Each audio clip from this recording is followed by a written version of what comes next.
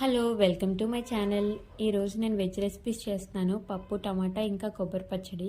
ఇది అందరికీ తెలిసిన రెసిపీయే, కానీ ఒక్కొక్కరు ఒక్కొక్క స్టైల్లో చేస్తూ ఉంటారు. నేను పచ్చిమిర్చి వేసి చేస్తాను. టమాటాలు, పచ్చిమిర్చి, పప్పు చాలా టేస్ట్గా ఉంటుంది. మీరు ఎప్పుడైనా కనుక పచ్చిమిర్చి వేయకుండా చేసినట్టయితే ఒకసారి ఇలా ట్రై చేయండి, చాలా టేస్ట్గా ఉంటుంది. ఇంకా నేను కొబ్బరి పచ్చడిలో కొబ్బరి వేపు చేస్తాను. చాలామంది పచ్చిది కూడా చేస్తారు. వేపు చేస్తే కొంచెం టేస్ట్గా ఉంటుంది. మరి బాగా డీప్ ఫ్రైలా కాదు, కొబ్బరి వేసి ఒక 5 మినిట్స్ అలా రోస్ట్ చేస్తే కొంచెం టేస్ట్ అనేది వస్తుంది. నేను కొబ్బరిని తీసేటప్పుడు ఈజీగా రావాలంటే మీరు కొబ్బరి చెక్కని స్టవ్ మీద పెట్టి ఒక 5 to 6 మినిట్స్ అట్లా అన్ని వైపులా కాల్చండి.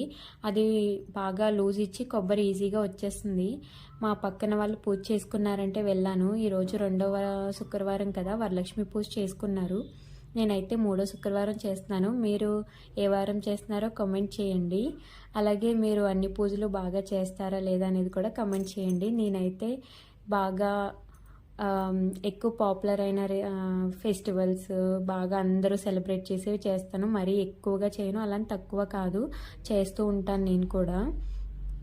మీకు పప్పు టమాటా ఇష్టమో ఇంకా కొబ్బరి పచ్చడి ఇష్టమో కూడా కామెంట్ చేయండి. నాకైతే కొబ్బరి పచ్చడి ఇష్టం, కానీ ఈరోజు మా పాప కొబ్బరి పచ్చడి తిందని నేను పప్పు టమాటా కూడా చేస్తున్నాను.